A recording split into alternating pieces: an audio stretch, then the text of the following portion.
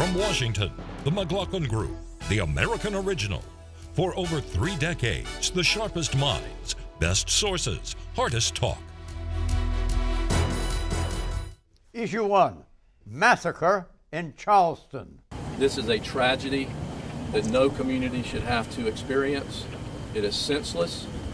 It is unfathomable that somebody in today's society would walk into a church when people are having a prayer meeting and take their lives. On Wednesday night, Dylan Roof, a 21-year-old man from South Carolina, entered the Emmanuel African Methodist Episcopal Church in Charleston, South Carolina. Mr. Roof spoke with the congregants, who were engaged in Bible study for about an hour. Then he launched a vicious shooting campaign, killing 9 worshipers. On Thursday, Mr. Roof was arrested. Police suspect Mr. Roof attacked the Emmanuel Church because of his apparent hate for the black community. Here's Charleston's mayor. The only reason someone could walk into church and shoot people praying is out of hate. The only reason. Question, does this attack a wake-up call about racial polarization in the United States? Pat Buchanan. I'm not sure it is, John. There's no doubt there was a racial aspect here when this guy drives 100 miles to go to a black church, which is having the Wednesday night meeting, and sits there and kills black people and uses the language he did. But I see this as less in the legacy of the Birmingham bombing in 1963, where those Klansmen went in there and deliberately blew up those little black girls. I see this more in terms of Tucson and Columbine and Aurora and Newtown and the Navy Yard here, where one of these young guys, this guy's hopped out on this Sabozone or whatever it is, drug, and he's aggressive and he's angry, and motivation may have been racial, but I think it's one of those mass murders and massacres. And I think they mentioned it was a tragedy. It's not so much a tragedy as a horrendous atrocity. Eleanor? Well, we don't know all the facts yet, but I think this really bears all the markings of a racial act. And if you look at the presidency of Barack Obama, I think most people applaud it. It's a wonderful thing. But there's a terrible irony that there is a part of this country that is almost staging an ongoing resistance to the racial changes that are happening in this country. And this young man, the behavior he exhibited, and I imagine we're going to discover that he's influenced by white supremacy groups. If he had joined ISIS, people would have paid a lot more attention than we do when people join up with these hate groups in the country. So I think it is a wake-up call, and I think the president is clearly frustrated that this problem in America seems to have worsened in connection with gun violence since he's been in the White House. And I think he pointed out that even though there's a sense of futility in Washington that anything can happen because of the opposition of the NRA, he brought up guns and the easy access to guns, and also the dark stain of racial animosity in this country's past. Does the racial violence demonstrate the dangers inherent in using race as a political wedge issue? Tom Rogan. Yeah, I mean, we have to be careful about this. Obviously, there are people still in this country who, for whatever despicable reason, want to go and harm our fellow citizens just because of the color of their skin.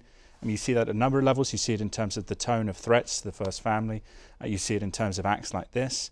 I mean, I would say the difference between ISIS threats and why the FBI has to prioritize those in terms of, taking just notice of specific threats is that the connection point between ISIS supremacism and ideology and violence it tends to be much shorter and much quicker than in terms of racists. A lot of racists just are racist but then don't go on to do something.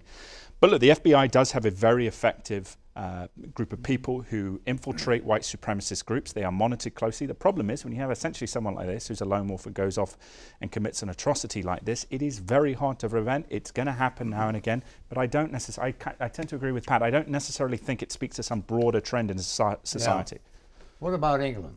England? England and guns. Yeah. What kind of licensing procedure? Very much more restrictive in the UK. But I'm a big believer in the Second Amendment here, and one example I would use is the 2011 London riots, complete collapse of state security. Too bad there was no policewoman in there with a gun with one of her friends who could have turned around and killed that guy. The way those people, that one off-duty cop shot those two guys in Garland, Texas before they could do their massacre. You hear that argument? What would the Brits say about his argument? They would say, most people would say, more guns make people less safe. I would say, actually, Pat's right. More guns and people who know how to use them would make more people more safe. What?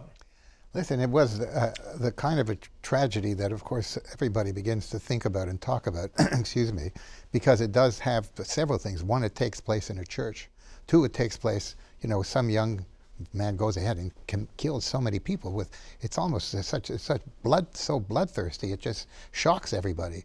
But I don't think this is typical of what's going on in this country. I think there's been a huge improvement in race relations, a considerable improvement over the control of guns. It's just some nutty kid who just went off and did this. I don't want to overstate. I disagree with Eleanor. All right, let's hurry up now. Hurry up, Eleanor. It comes in the context of numerous incidents we've seen around the country of black people being killed really without cause by the police. And I think there is, this does bring an awareness of the vulnerability, of the vulnerability that black Americans live with in this country every day. Look at the statistics on interracial crime in America. Right. Overwhelmingly, it is black on white. Are there police incidents? Yes, there are. But if it were, it's not the Klan. You mentioned some supremacist group. If he were in the Klan in the 60s, John, the FBI was in the Klan. They had it penetrated. Their guys were down there. Frankly, they knew these guys doing the bombing. But this guy's a lone wolf. Okay, license to own. Once again, innocent people were killed in part because someone who wanted to inflict harm had no trouble getting their hands on a gun. In light of the Charleston massacre, President Obama has again called for stricter gun control laws. And last Thursday, Congressman Van Hollen introduced a bill into Congress titled the Handgun Purchaser Licensing Act. It would require background checks and firearms licenses for all handgun purchases, and it would limit purchases to those over 21 years of age. To attain a firearms license, individuals would have to apply at a police station and submit photographs and fingerprints. The law would remove some federal funds to states that refuse to adopt the license rules. What are the prospects for the passage of Congressman Van Hollen's Handgun Purchaser Licensing Act? Pat? They're zero, John. But I will say this, in Virginia, I've been a gun purchaser of these classic guns, old guns and things like that. I don't even use them, I don't fire them. But every time I went there to pick it up, they called into the state, which called the FBI. Is this guy, does he have a criminal record, all the rest of it? Before you could pick it up, you've got to do that. I don't honestly have any problem with that phone call because we ought to keep the guns out of hands like nuts like this and ought to keep them out of the hands of felons. And so we should strengthen all of these programs, and there is some progress being made around the country. 10 states in the District of Columbia have embraced the law that Chris Van Hollen is proposing, and as does his home state of Maryland. It is a voluntary program. It is setting up grants from the Justice Department that if a state wants to go through these permission procedures, the Justice Department will pay for it. This is hardly onerous. The NRA is out there, threatening, cajoling, doing everything within its power to keep even this minimum law from being passed. And also there's another point here. There are real problems with racism in America. It's despicable. It needs to be addressed. It needs to be addressed in dialogue. But something that I'm afraid Al Sharpton and his cohorts need to talk about more is the fact that the biggest threat to young black men is other young black men in criminal activity in terms of gangs killing each other, and what that does to the vast majority of law-abiding, decent black families who essentially have been abandoned both by Democrats and Republicans. Right now, the front page story is a congregation in Charleston, South Carolina. When you compared that to cops killing assaulted, people. And these people, this congregation and the black community there is being extraordinarily gracious and forgiving. I'm not sure if that were a white congregation and a black shooter, if the whites would respond quite so graciously. Look at what happened to West Baltimore when they took the cops out because of those, what was it, the accusation? You got crimes of violence and shooting. Kids are being shot down. mean, you talk about D.C. So we D.C. shouldn't- is horrendous in terms of shooting You black think this folks. So we country is shouldn't too point gun out- happy? Are we I too gun think- happy here? Look, I think we got an awful large criminal population. Frankly, the good guys, to be honest, good, honest citizens, if they want to defend their families and their lives and their friends, they have a right to own a gun. Nobody's talking about taking away the right to own a gun. The president made the point that this is the only advanced country where these shootings happen with regularity, and that requires us to look in the mirror and figure out what's going wrong. And the answer is not most of these more guys guns are and more guns in mentally churches. deranged, and they're on drugs. You got a final thought, Martin? Yeah, no, look, it does occur too often whenever it occurs. Frankly, I think there's been a great effort in this country over the last couple of decades to try and get this under some control. But given the standards of America and given the role of guns in the history of America, it's not going to be easy to say to everybody, you just have to take your guns away. Well, nobody's saying we're going to take Well, your guns okay, away. but We're then just you asking can't- for what happens then- procedures so they don't fall in the hands of people who really don't know how to use you them. cannot predict that a 19 or 20-year-old person is going to effectively lose his marbles and go and do Remember that this. shooting in Connecticut? Yeah, right. I mean, Wasn't that god awful? yes, we- there are. and we These didn't are do going to happen. They anything after happen that. more in this country for some reason More, other we're than. gun happy in the country. Yes, we are, but it's different in Canada, for example. You almost never have We've got a higher that. violent crime rate in the country. There's no doubt about it. Issue 2, the Pope's environment. Climate change is a global problem with grave implications: environmental, social, economic, political, and for the distribution of goods. It represents one of the principal challenges facing humanity in our day. In Pope Francis's view, Roman Catholicism must be concerned with more than issues of theology and faith. Francis has spoken out on issues ranging from free speech to war and peace to what he sees as the excesses of capitalism. And now the Pope is speaking up about the environment. In a papal guidance directive released on Thursday, Pope Francis castigated the international community for what he described as its failure to confront global warming. Quote, "If present trends continue, this century may well witness extraordinary climate change and an unprecedented destruction of ecosystems with serious consequences for all of us," unquote. Question, by embracing climate change, has the Pope now made it apostasy for Catholics to be climate change skeptics, or worse, climate change deniers, like Patrick J. Buchanan? You talking to me, John? That's part of the question. All right. You know, Metternich says, John, that a liberal pope is a contradiction in terms. Metternich was mistaken. The Pope, when he speaks on faith and morals, speaking ex cathedra, speaks infallibly. But when he speaks on issues like climate change and political issues and the rest of it, he speaks as an Argentine Jesuit socialist, and there's no infallibility to what he's saying, and quite frankly, he is squandering his moral authority by going out and by declaiming authoritatively on matters which the Vatican has no greater knowledge of, quite frankly, than the folks in the debate in the United States who have been in it a great deal longer than the Holy Father himself. Translation, the Pope is infallible when he is enunciating on issues that Pat agrees with. And no, I would not say faith and morality. Not infallible when he disagrees. Listen, the encyclical is a teaching tool, and I think he wants to frame what he regards really as environmental destruction for this planet. He wants to frame that in moral terms as opposed to partisan political terms. It's going to make there are at least 5 Catholics running for president, and they've all been calling for more religion in the public square, except when they don't agree with it. And so they're not going to adopt what he said. But this is a welcome addition to the public dialogue on a terrifically important subject. The Catholic Church's record is far from infallible on this issue or related to it, category in the same category. I'm thinking of Galileo. You remember Galileo? Yes, he lived right next to me, Charles. Was he complaining about there was no junk removal from his house? No, we were very careful to make sure that we were on good terms. He had a theory of heliocentrism. You know what that is? Please explain it to me. Please explain it to me. I have no idea what that that is. Excommunicated the Earth goes around the sun, heliocentric. The Earth. Copernicus was about 100 years ahead of him, And what was done to Galileo has been overrated, John.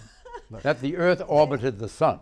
Yeah, the Earth orbits the sun. That's a heliocentric universe rather than a geocentric. Altogether contrary to sacred scripture by the Vatican in 1616. Well, no, they told Galileo simply, you could not preach it, you should not preach it. Copernicus had discovered the idea and preached it long before then. A church divided?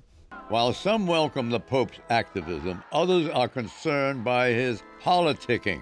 Some, like Pat Buchanan, believe Pope Francis risks dividing the Catholic Church by entering the political fray. Here's what Jeb Bush, Republican candidate for U.S. President and a Roman Catholic, said on Wednesday. I think religion ought to be about making us better as people and less about things that end up getting into the political realm. What did you think of that remark of Jeb Bush? Well, it does show the tensions of the Republican candidates who are Catholics trying to grapple with respect for Pope Francis, but at the same time having their disagreements. And I would say one concern that I have, and the environmental issue, the Pope is talking about that, but some of the language he used on this especially concerns me when he's talking about the notion of moral justice. And he has this real deep, I think Pat is right, a socialist hatred for capitalism. The problem with that is if you look at Latin America, he's from Argentina, but if you look at what has happened there in places like Venezuela and Bolivia and Cuba with socialism, it has ruined lives. He should talk more about the disgrace of socialism. American free enterprise has ended more poverty than any other institution, John. The West has been a success. People in the third world are coming to the West because of free enterprise capitalism provides opportunity and growth out of poverty. First, I want to know what's with the selfie of Pat Buchanan on the screen. I know, he pops up everywhere. What do you want to say? I just want to say, here is a great religious leader. I think it is wonderful that he gets into these kinds of areas because it's absolutely true in what he is saying. It has a huge effect on a lot of people, particularly on younger people. And this is something that he's concerned about. He said we have custody of the planet, we ought to take care of it, we have dominion of it, stewardship, fine. But getting in and also calling the world, was it a pile of filth? I mean, we've cleaned up America. We've cleaned up the rivers and air and all the rest of it. We've got huge challenges ahead, and he knows it. The encyclical is incredibly detailed about the dynamics of climate change. He gets into deforestation and species extinction, all the things that I worry about, and Pat says are hooey. You and I can disagree about them. Getting deep into climate change. It's not that difficult. No, but... and deforestation is not a particularly difficult concept. Yes, so he doesn't get any credit for that. He's grounded in all that. A lot of attention to what is a serious and growing problem. Yeah, but when he's talking about something that's going to be de fide definita, definite because the Pope has said it, then he's borrowing trouble. He's borrowing wait a minute, I have to say one thing. Not from me. Not from me. Not borrowing trouble with me, that's all I can say. All from me, for that matter. Exit question. Did the Vatican do the right thing by declaring the science on global warming to be settled doctrine? Yes or no, Pat Buchanan? It is not settled doctrine. There are men with fine minds who have different views about this, and the idea that he's trying to settle it is a great mistake, as I say, that squanders his moral authority. Scientific evidence is overwhelmingly in support of climate change, and it's not a theory, it's happening. You can look around the world, it's happening. Quickly. No, it's not settled. I think it enhances the Pope, and it doesn't diminish him, as you were suggesting. It divides the church, which is a problem. Well, the Pope can handle that, okay? But he is, it seems to me, putting forth a very serious thought about a very serious problem. I respect that. I think he's borrowing trouble. Issue 3, the Trump House. I'm using my own money. I'm not using the lobbyists. I'm not using donors. I don't care. I'm really rich. He's seeking a move from New York's Trump Tower to 1600 Pennsylvania Avenue, Washington, D.C. Yes, and promising to build a great wall along the Mexican border and to destroy ISIS and to create millions of new jobs. Donald Trump is running for president as a Republican, and predictably, he's meeting a mixed reception. Mr. Trump reportedly has a $9 billion net worth. Is that why the media takes his presidential ambition seriously? I ask you, Tom. No, I think the media takes him seriously because of his showmanship, because of the way that he presents himself, because of the things that he says, and it generates buzz. And it also plays to the ability to turn the GOP nomination race into sort of a circus. I don't think the media takes him seriously. The media takes him as one big joke that's going to perhaps get people to watch the debates. If he gets on the debate stage, he'll be a human wrecking ball. He will go after all the other candidates. He will say lots of stupid things that the media will lap up. I'm one of them. And he does have the potential really to embarrass the Republican Party. Do you think you're unconsciously jealous of Donald Trump? No. And his money? And his money? I'm jealous of his hair, John. Hey, John, I think we're underestimating his impact, John. What? I'll tell you why, because he's hitting the issue of China trade, of lost jobs. He's hitting the mistake in Iraq. He's hitting the Mexican people pouring into the border. All the rest of it, unable to control unable to control the government. And I think it's going to resonate to an awful lot of people in those primaries. His positions aren't that much different from anybody else in the field, actually. Look, he's a character. He, shall we say, has the largest ego of anybody I've ever met. When he talks about his net worth, he devotes the largest element in his net worth. His name, he says, is worth $3.5 billion. Now, his name is shorter than mine, so I figured mine must be worth a lot more. Right. But setting that aside, look, How much is your name worth, by the way? It's too early to tell, John. I'm just at the beginning. Look, I think he is a little bit of a joke, if I have to say this, okay? And I'll give you one illustration. There's a big crowd there applauding everything he says. Yeah. Turns out the next day it happened to appear in the New York Daily News, which I just want to mention, that he hired all of these people to come. They're getting $50 to sit there and applaud him.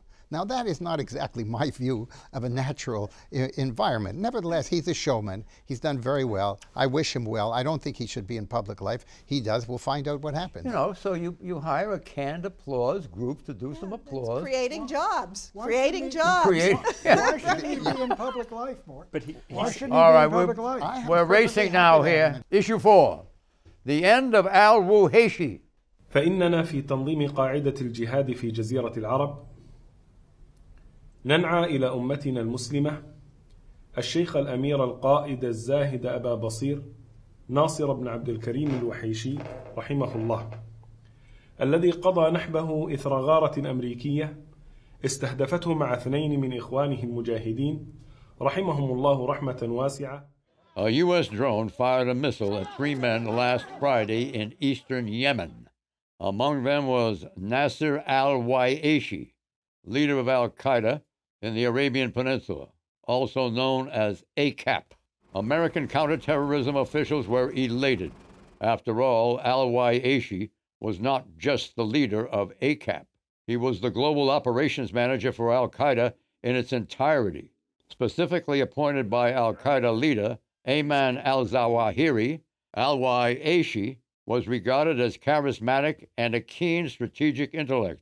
Under al-WUHAYSHI's leadership, ACAP launched multiple attacks against the West. These included the underwear bombing attempt of an airliner on Christmas Day, 2009, the near assassination of a Saudi prince, who is now crown prince, in 2009 by a suicide bomber who had a bomb hidden inside his body, another underwear bomb plot in 2012, plots against U.S. commercial aircraft, a plot against U.S. diplomatic stations in 2013, and the attack on the Paris magazine Charlie Hebdo in January 2015. Accordingly, Mr. al-WUHAYSHI had long been a target for U.S. counterterrorism officials. That said, America's struggle against ACAP is far from over. Because of the collapse of the Yemeni government earlier this year, ACAP now controls vast territory in Yemen, and it also retains the services of Ibrahim al-Asiri, a bomb maker commonly regarded as one of the most skilled in the world. Here's how Mike Morrell, former deputy director of the CIA, explained al-Asiri's importance. He is the guy responsible for producing these very sophisticated explosive devices. The one that the underwear bomber used, the one that was in the printer cartridge, and the one that was in that non-metallic suicide vest. So he is very significant, probably the most significant after WUHAYSHI. Question, how important is al-WUHAYSHI's death for U.S. national security? Tom? It's a major success. It's the biggest success since the killing of bin Laden. And you know what?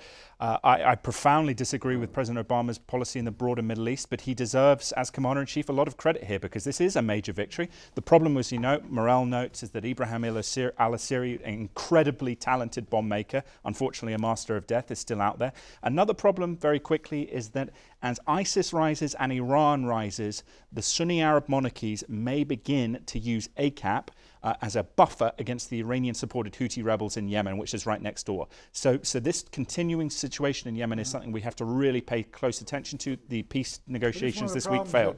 Does President Commander-in-Chief Obama know the way you feel about his strategy in the Middle East? I'm not sure if President Obama reads my work. John, this is one of the problems, though, in Yemen. He may read it now. Yeah. In Yemen, John, the Houthi rebels almost took over most of the country, and the Saudis are bombing them. But into that vacuum, Al-Qaeda has moved back, and Al-Qaeda is, to me, ISIS is horrendous and horrible in what they do, but in terms of threats to the United States, Al-Qaeda is a greater danger, and some of our allies, are aiding Al-Qaeda's affiliate in Syria, the Al-Nusra Front. And this, to me, is a real problem, and I don't know what we're doing to stop it. Why does President Obama rely so heavily on drone strikes to fight Islamic terrorism, Eleanor? Because they don't put young American men and women in harm's way, and this is a significant kill, if you will. Problem is, as soon as you knock out one of these guys, somebody else rises and takes the place. So I'm not sure this is a great strategy for the next president. I think this president is basically just punting until the new president takes in. And what's happening in Yemen is the Saudi air campaign, which has really reduced the capital of that city to almost rubble. And I'm not quite sure where all of that leads. Do you think Americans should fear a response attack by Al-Qaeda? Yes, I think we're going to be in for a much larger threat from Al-Qaeda in that region. Al-Qaeda and ISIS, we stand a chance, a really serious chance of losing some of our most important allies in that part of the world because we are not doing anything about it, and they have the momentum, they have the will. Out of time. Happy Father's Day. Bye-bye.